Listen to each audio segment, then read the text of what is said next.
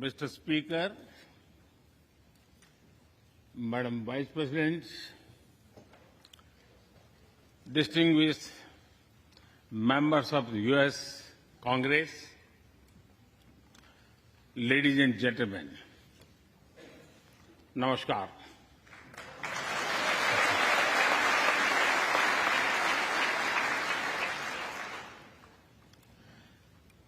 It is always a great honor to address the United States Congress.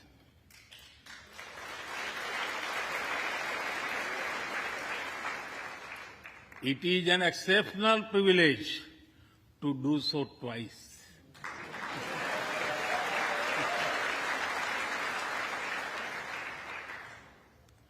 For this honor,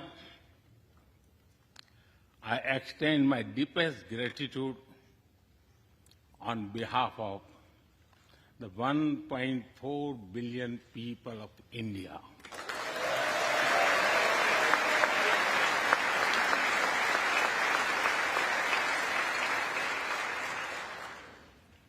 I see that nearly half of you were here in 2016. I feel your warmth as old friends. I can also see the enthusiasm of your new friends in the other half. I remember Senator Harry Reid, Senator John McCain, Senator Orrin Hatch, Elijah Cummings,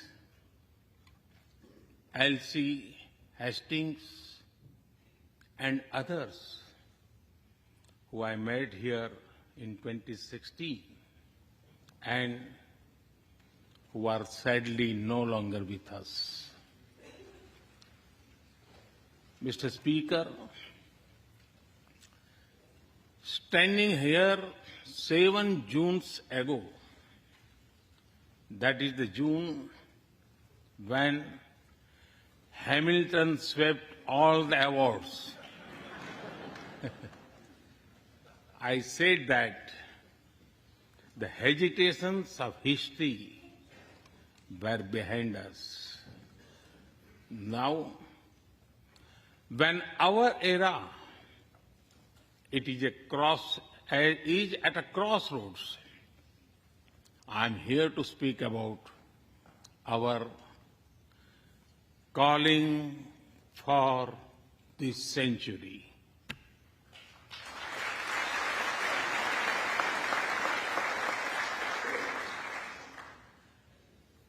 Through the long and widening road that we have traveled, we have met the test of friendship.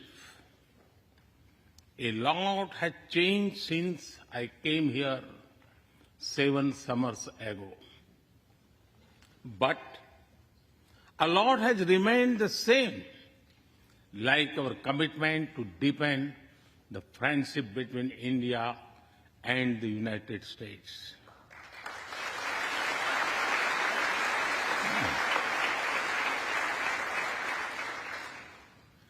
In the past few years, there have been many advances in AI, artificial intelligence. At the same time, there have been even more momentous development in another AI, America and India.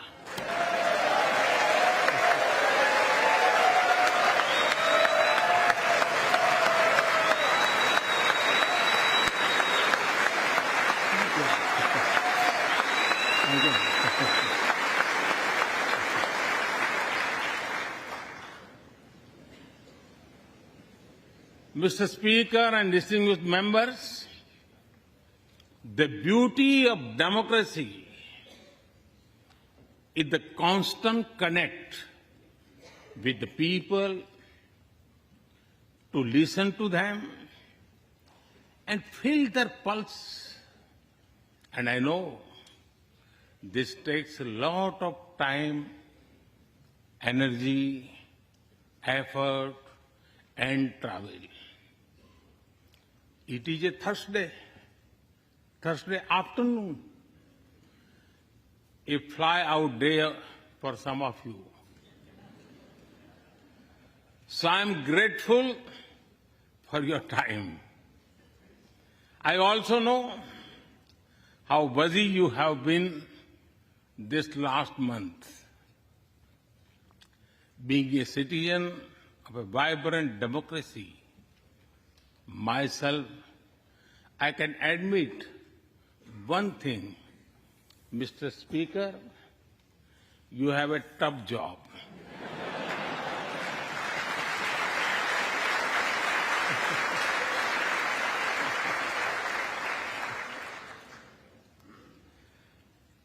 I can relate to the battles of patience, persuasion, and policy. I can understand the debate of ideas and ideology. But I am delighted to see you come together today to celebrate the bond between world's two great democracies, India and the United States. Thank you.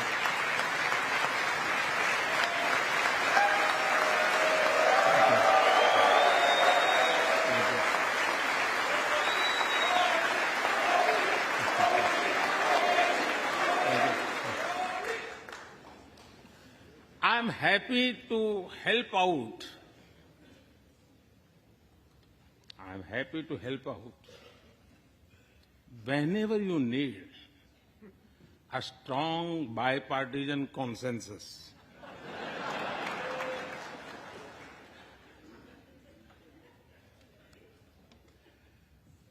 There will be and there must be a contest of ideas at home.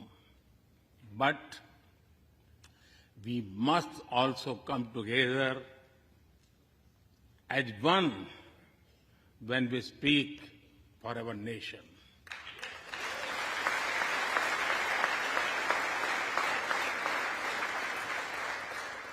And you have shown that you can do it. Congratulations.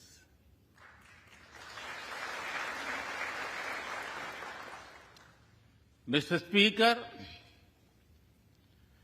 the foundation of America was inspired by the vision of a nation of equal people.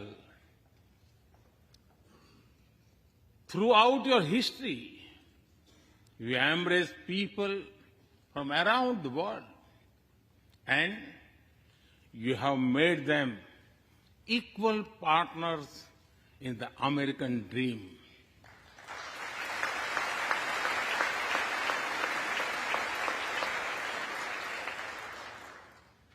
There are millions here who have roots in India. Some of them sit proudly in this chamber.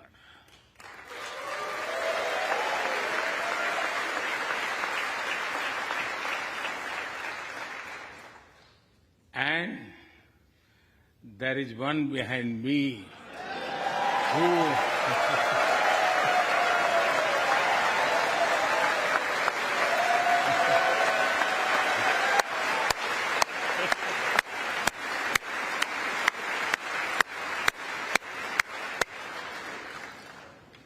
had made history. I'm told that the Samosa Caucus is now the flavor of the house. I hope it grows and brings the full diversity of Indian cuisine here.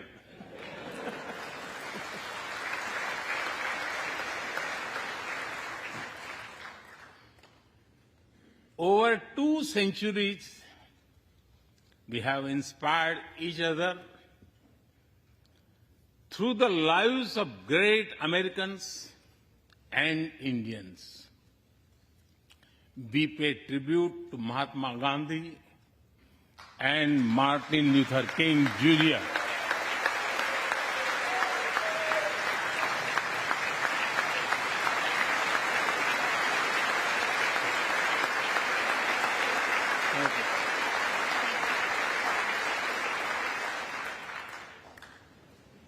We also remember many others who work for liberty, equality, and justice.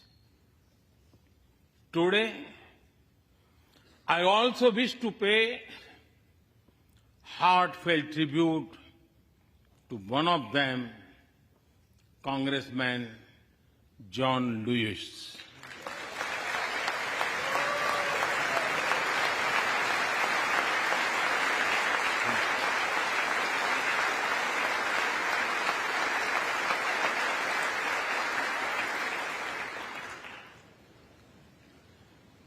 Mr. Speaker, democracy is one of our sacred and shared values. It has evolved over a long time and taken various forms of systems. Throughout history, however, one thing has been clear. Democracy is the spirit that supports equality and dignity.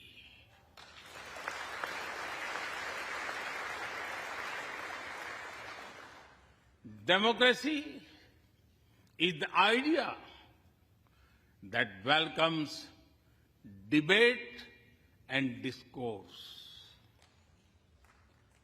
Democracy is the culture that gives wings to thought and expression. India is blessed to have such values from times immemorial. In the evolution of the democratic spirit, India is the mother of democracy.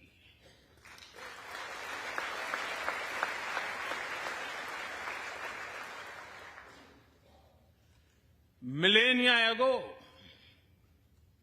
our oldest scripture said, Ekam Sat Vipra Bahudha Vadanti. It means that truth is one, but the wise express it in a different ways. Now, the US is the oldest and India the largest democracy. Our partnership augurs well for the future of democracy.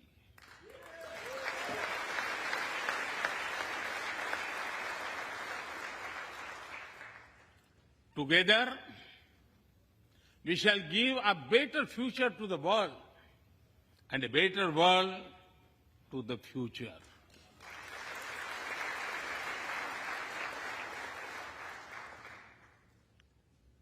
Mr. Speaker, last year, India celebrated 75 years of its independence.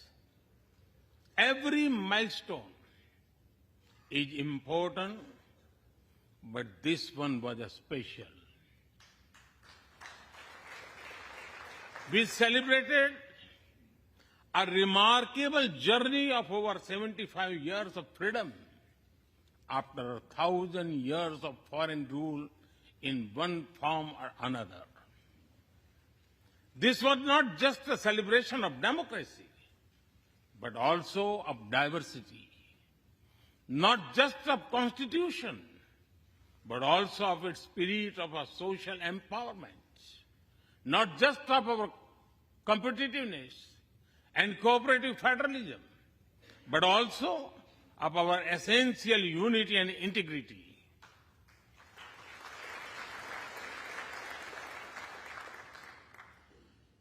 We have over 2,500 political parties.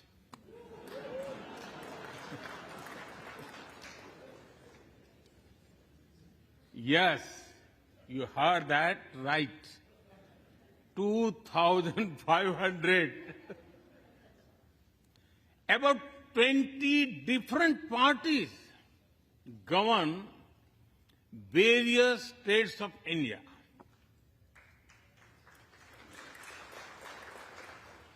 We have 22 official languages and thousands of dialects, and yet we speak in one voice.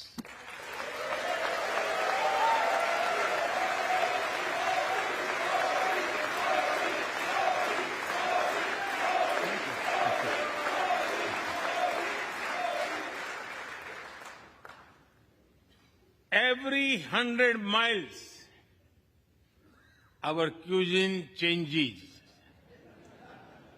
from dosa to aloo paratha, and from Srikhand to Sandesh. We enjoy all of this. We are home to all faiths in the world, and we celebrate all of them.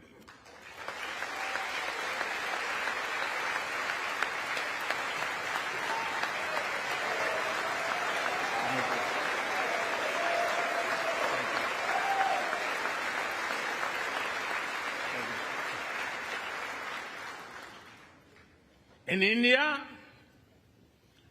diversity is a natural way of life.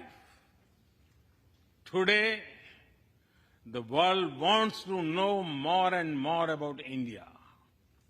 I see that. Curiosity in this house too. We were honored to receive over 100 members of the U.S. Congress in India over the last decade.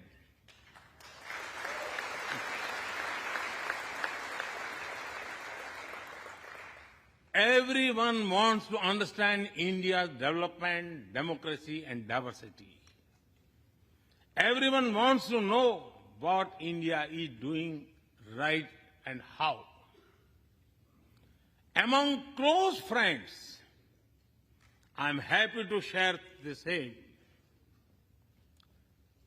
Mr. Speaker, when I first visited the U.S. as a Prime Minister, India was the 10th largest economy in the world.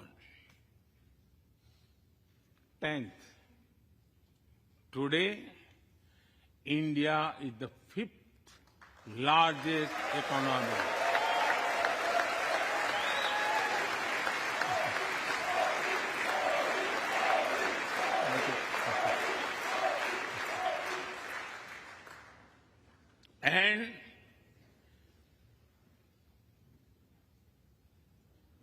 And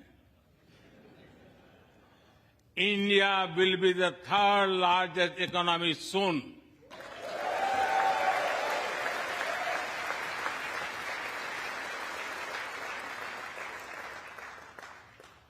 We are not only growing bigger, but we are also growing faster. When India grows, the whole world grows.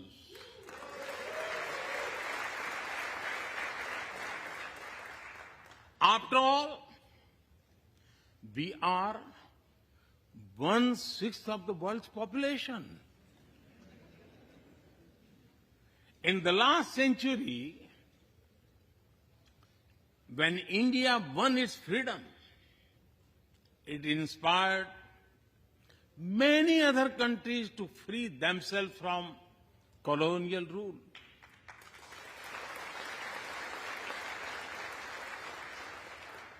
In this century, when India sets benchmark in growth, it will inspire many other countries to do the same.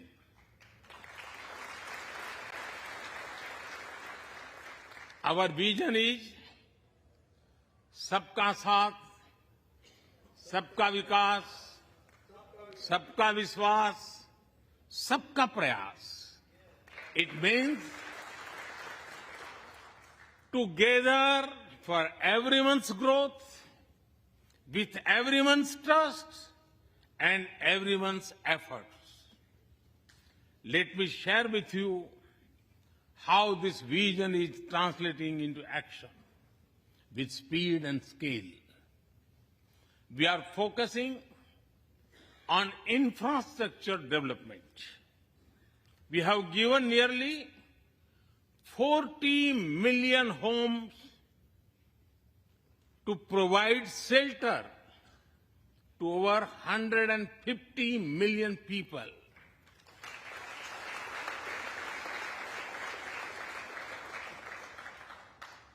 That is nearly 6 times the population of Australia.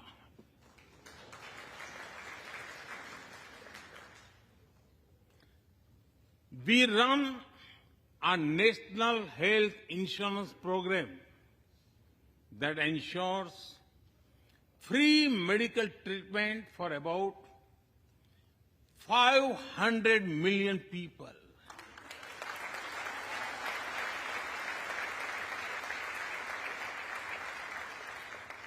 $500 million people, that is greater than the population of South America. We took banking to the unbanked with the world's largest financial inclusion drive. Nearly 500 million people benefited. This is close to the population of North America. We have worked on building digital India. Today, there are more than 850 million smartphones and internet users in the country. This is more than the population of Europe. We protected our people with 2.2 billion doses of made in India COVID vaccines.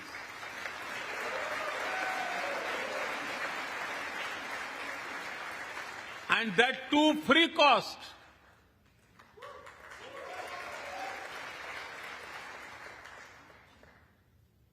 I may be running out of continent soon, so I will stop here. Distinguished members, the Vedas are one of the world's oldest scriptures. They are a great treasure of humanity composed thousands of years ago. Back then, women sages composed many verses in these Vedas. And today, in modern India, women are leading us to a better future.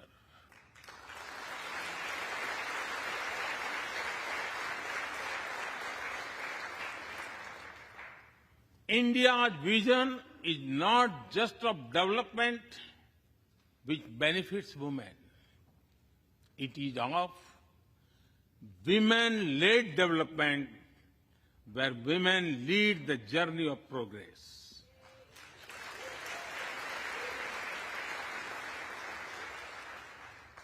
A woman has risen from a humble tribal background to be our head of states.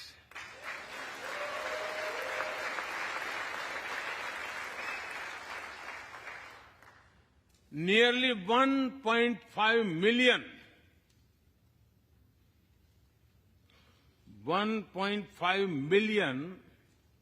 elected women lead us at various levels. And that is of local governments. Today, women serve our country in the Army, Navy, and Air Force. India also has the highest percentage of women airline pilots in the world.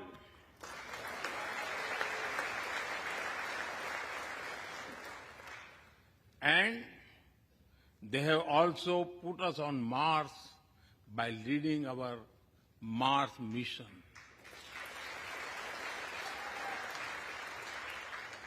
I believe that investigating in a girl child lifts up the entire family. Empowering women transforms the nation.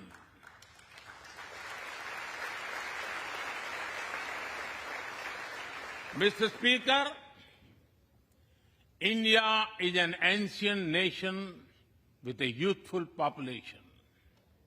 India is known for its traditions, but the younger generation is also making a hub of technology, be it creative reels on Insta or real-time payments,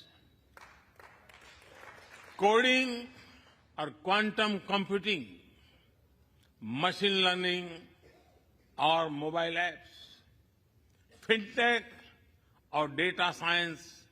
The youth of India are a great example of how a society can embrace latest technology.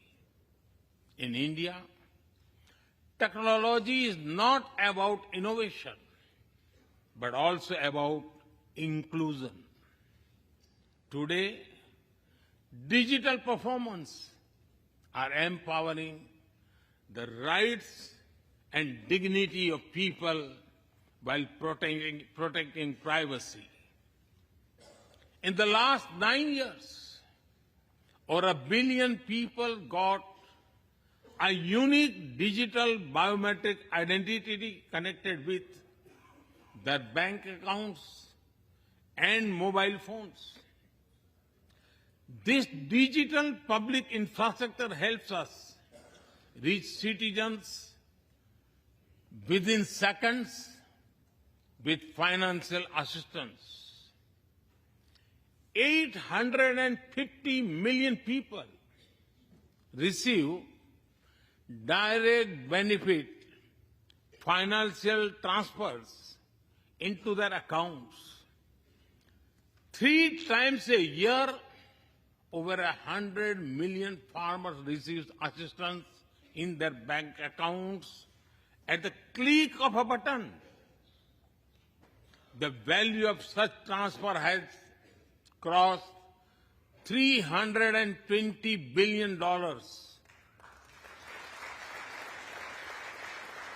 And we have saved over $25 billion in the process. If you visit India, you will see everyone is using phones for payments, including street vendors. Last year, out of every 100 real-time digital payments in the world, 46 happened in India.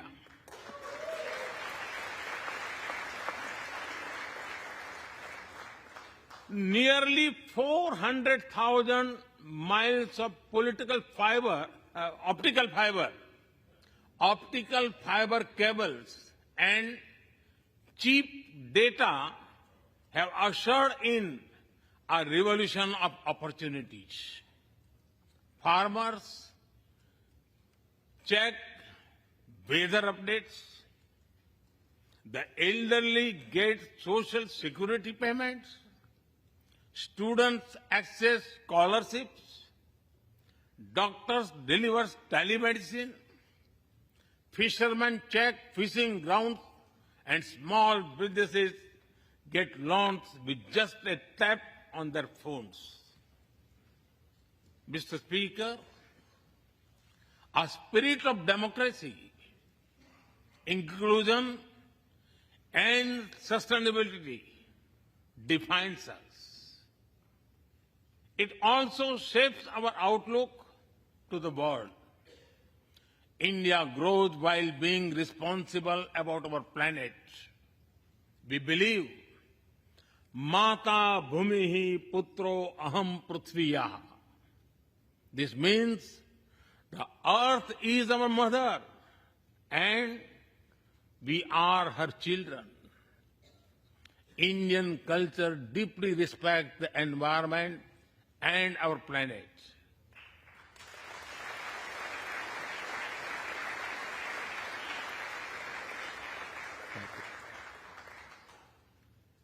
While becoming the fastest growing economy, we grew our solar capacity by 2,300%. Yes, you have heard right. 2,300%.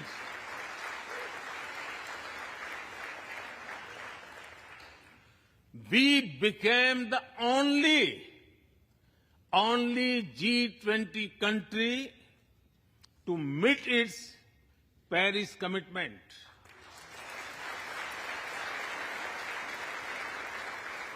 We made renewables account for over 40% of our energy sources, 9 years ahead of the target of 2030.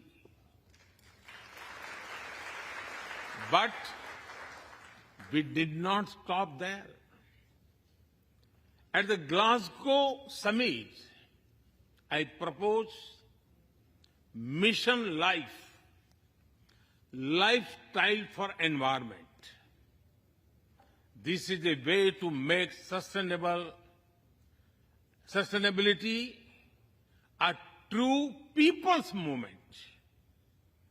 To live it, to be the job of governments alone. By being mindful in making choices, every individual can make a positive impact. Making sustainability a mass movement will help the world reach the net zero target faster. Our vision is pro-planet progress. Our vision is pro-planet prosperity. Our vision is pro-planet people.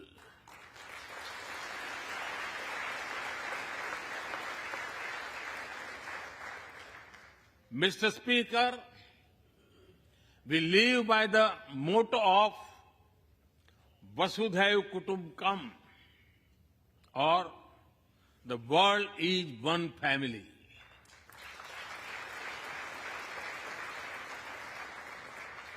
Our engagement with the world is for everyone's benefit. The one sun, one world, one grid seek to join us. All is connecting the world with clean energy.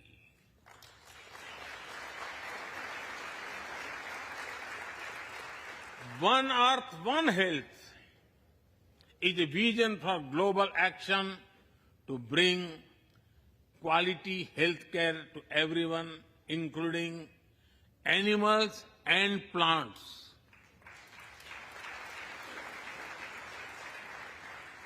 The same spirit is also seen in the theme when we chair the G20, One Earth, One Family, One Future.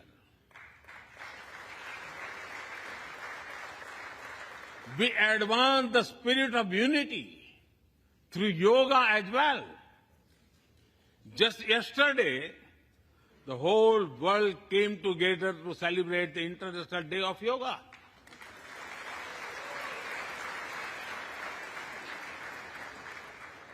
Just last week, all nations joined our proposal at the UN to build a memorial wall to honor the peacekeepers.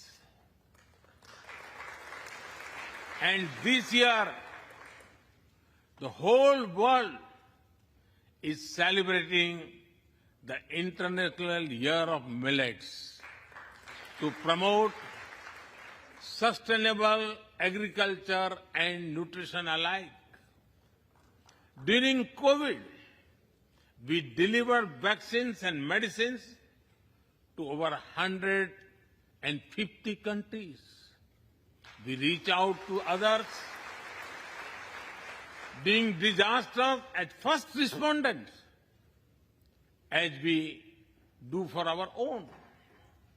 We share our modest resources with those who need them the most.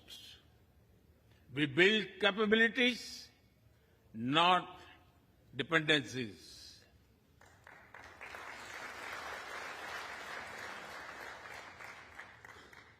Mr. Speaker, when I speak about India's approach to the world, the United States occupy a special place. I know. Our relations are of great importance to all of you. Every member of this Congress has a deep interest in it. When defense and aerospace in India grow, industries in the state of Washington, Arizona, Georgia, Alabama, South Carolina, and Pennsylvania thrive.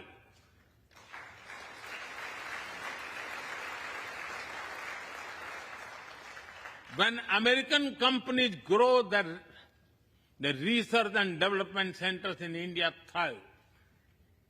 When Indians fly more, a single order for aircrafts creates more than 1 million jobs in 44 states in America.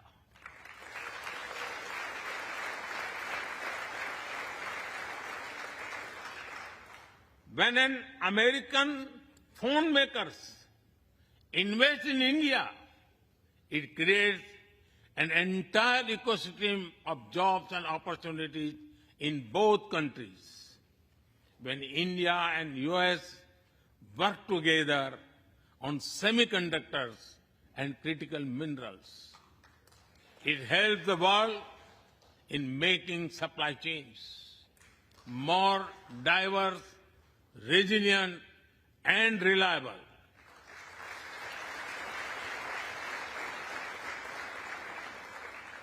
Indeed, Mr. Speaker,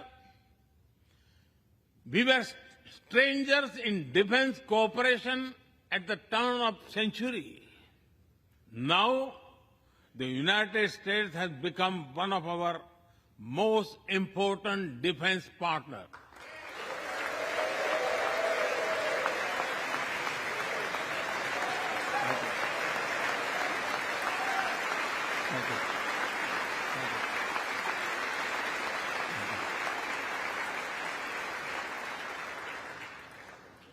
Today, India and the US are working together in space and in the seas, in science and in semiconductors, in startups and sustainability, in tech and in trade, in farming and finance, in art and artificial intelligence, in energy and education, in healthcare and humanitarian efforts. I can go on and go on, but to sum up it, I would say the scope of our cooperation is endless. The potential of our synergies is limitless. and the chemistry in our relations is effortless.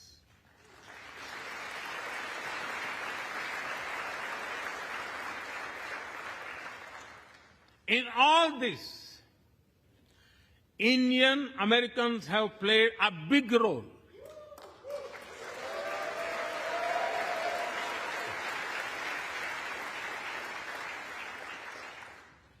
They are brilliant in every field, not just in spelling bee.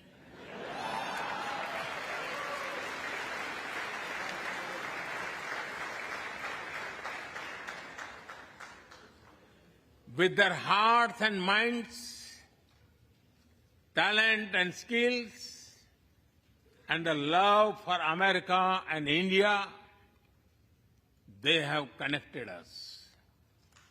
They have unlocked doors. They have shown the potential of our partnership. Mr. Speaker, distinguished members, every Indian Prime Minister and American President of the past has taken our relationship further. But our generation has to honor of taking it to greater heights.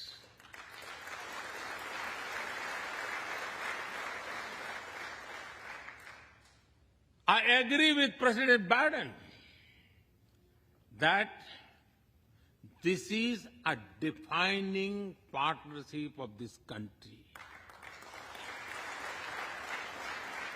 because it serves a larger purpose: democracy, demography, and destiny give us the purpose. One consequence of globalization has been to cover over concentration of supply chains. We will work together to diversify, decentralize, and democratize supply chains.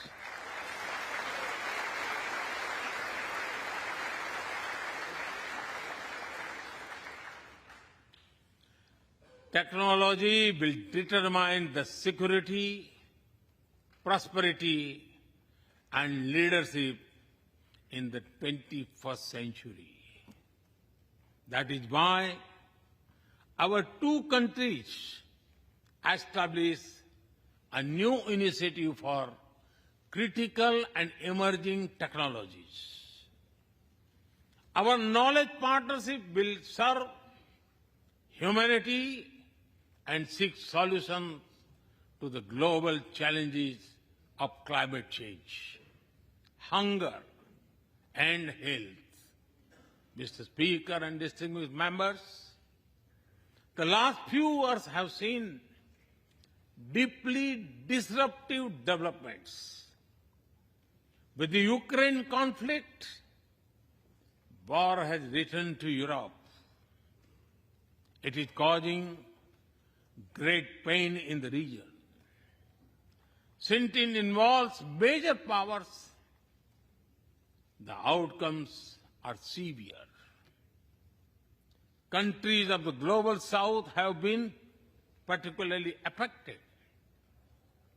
The global order is based on the respect for the principle of the UN Charter, peaceful resolution of disputes, and respect for sovereignty and territorial integrity.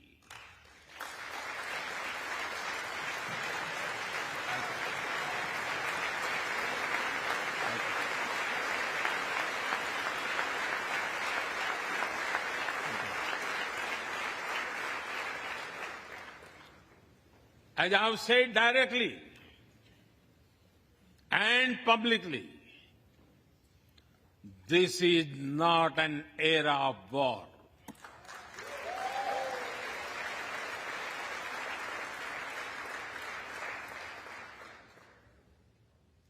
But it is one of dialogue and diplomacy. And we all must do what we can to stop the bloodshed and human suffering.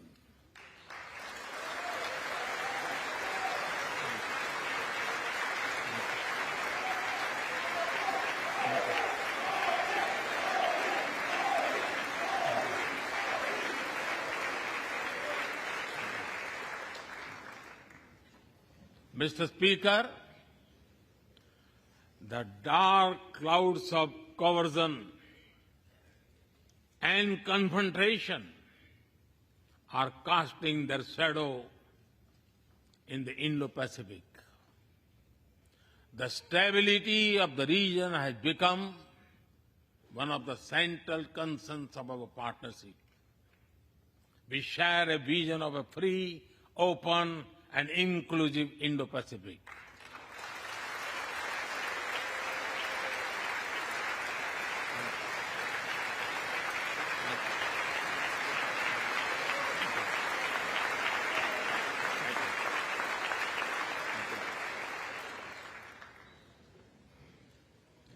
Connected by secure seas, defined by international law, free from domination, and anchored in ASEAN centrality.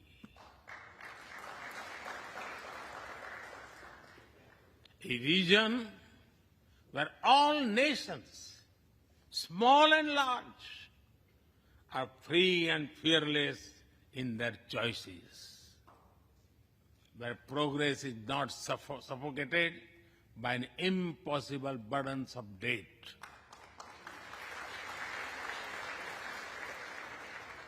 Where connectivity is not leveraged for strategic purposes, where all nations are lifted by the high tide of shared prosperity. Our vision does not seek to contain or exclude, but to build a cooperative region of peace and prosperity.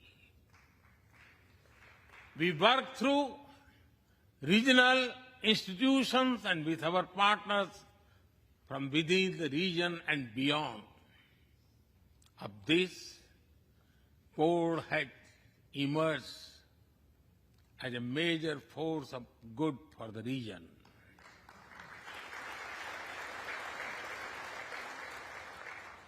Mr. Speaker, more than 2 decades after 9/11 and more than a decade after 26/11 in Mumbai, radicalism and terrorism still remain a pressing danger for the whole world. These ideologies keep taking new identity and forms, but their intentions are the same. Terrorism is an enemy of humanity, and there can be no ifs and buts in dealing with it.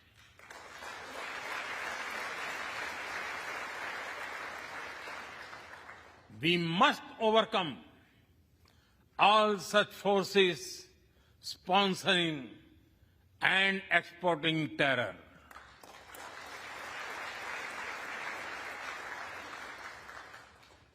Mr. Speaker,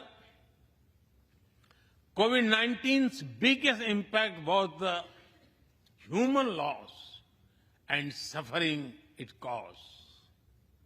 I wish to remember Congressman Ron Wright and the staff members who lost their lives to COVID. As we emerge out of the pandemic, we must give shape to a new world order.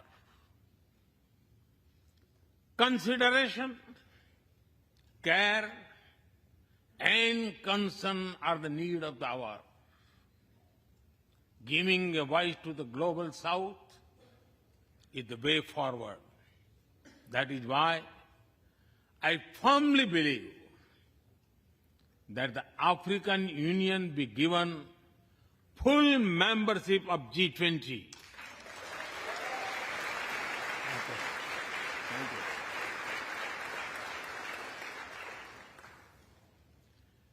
We must revive multilateralism and reform multilateral institutions. With better resources and representation that applies to all our global institutions of governance, especially the United Nations. When the world has changed, our institutions too must change, or risk getting replaced by a world of rivalries without rules. In working for a new world order based on international law, our two countries will be at the forefront as partners.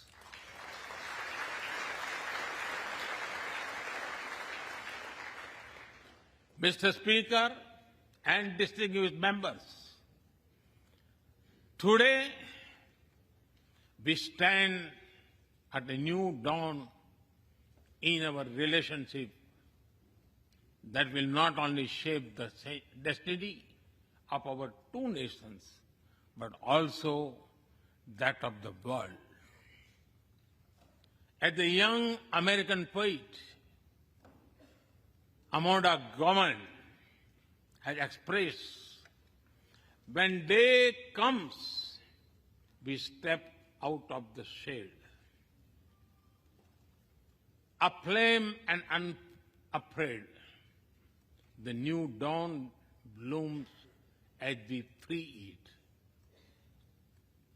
For there is always light if only we are brave enough to see it.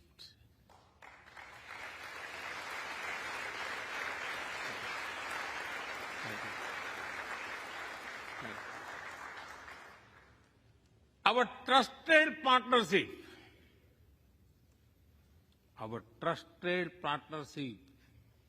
is like the sun in this new dawn that will spread light all around.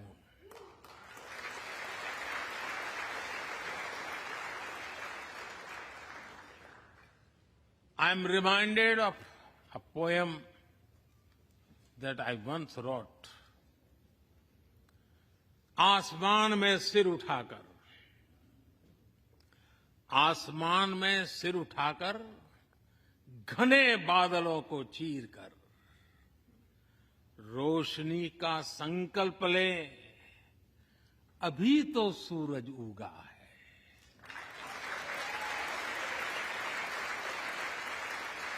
अभी तो सूरज उगा है। दृढ़ निश्चय के साथ चलकर, दृढ़ निश्चय के साथ चलकर, हर मुश्किल को पार कर, घोर अंधेरे को मिटाते, घोर अंधेरे को मिटाने अभी तो सूरज उगा है।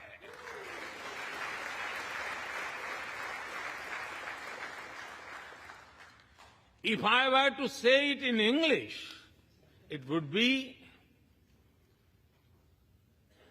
rising its head in the skies, piercing through the dense clouds with the promise of light.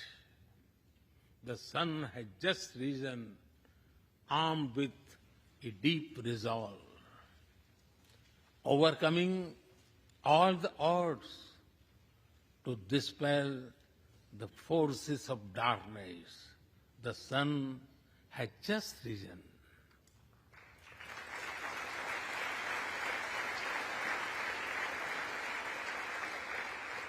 Mr. Speaker and distinguished members, we come from different circumstances and history, but we are united by a common vision. and by a common destiny.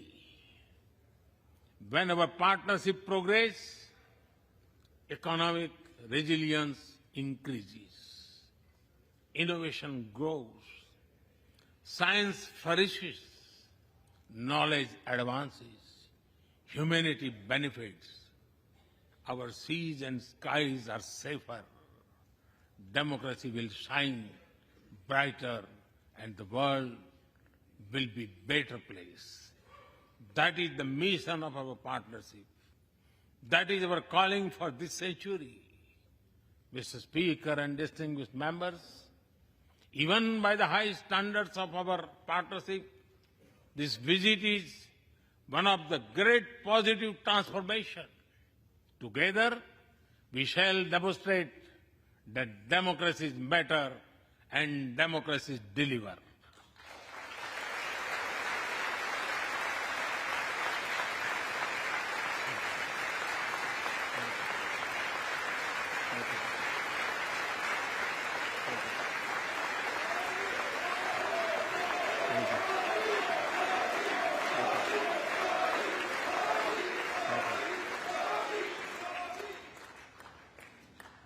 I count on your continued support to the India-US partnership.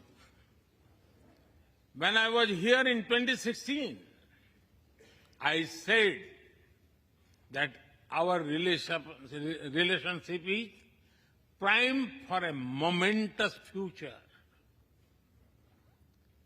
That future is today.